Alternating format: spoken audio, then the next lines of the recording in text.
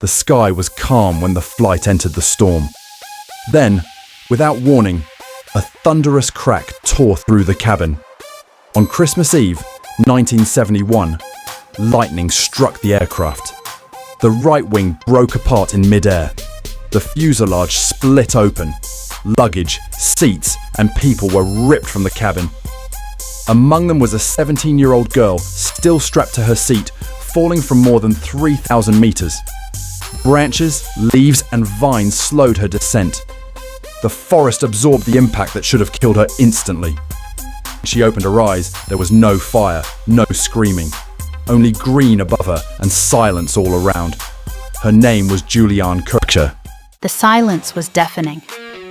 The only thing I could hear was the sound of my own heartbeat. I was the only one moving, the only one left alive. But in the Amazon, no one is coming to save you. My father taught me one crucial rule: find water. Streams lead to rivers, and rivers lead to people. So I followed it, step by painful step, deeper into the unknown. On the third day, the wounds became infected. Maggots appeared inside the open cuts on her arm. With no food or tools, she chewed on unknown plants, unsure if they were poisonous. Hunger weakened her. Fever blurred her vision. Rescue teams searched from the air, but from above, everything looked the same. Officially, there were no survivors, but she kept walking, slowly. Her mind played tricks on her, but she stood up again and again. On the fifth day, she reached a wider river, and on its bank, she saw something that did not belong to the forest. Imagine falling 2 miles from the sky into the heart of the world's largest jungle. This is her true story. Struck by lightning, the plane broke apart.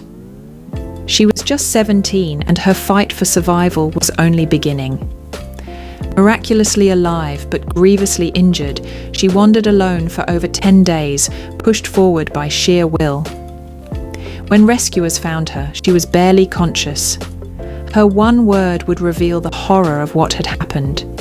She survived a fall that should have been impossible. But the truth was devastating. She was the only one. The plane disintegrated before hitting the ground. No emergency landing was possible. No Mayday call was completed. What saved her was not just luck. It was the forest itself. The thick canopy reduced the force of the fall. Her seat acted as a shield, and her knowledge of the jungle gave her direction when panic could have taken over. Reporters called her a hero. Scientists studied her. The world wanted to understand.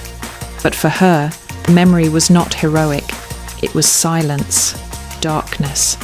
Years later, she would return. The metal of the plane had been swallowed by trees. Nature had erased the evidence of the tragedy. One flight disappeared. One girl walked out. And sometimes, survival is not about escaping death.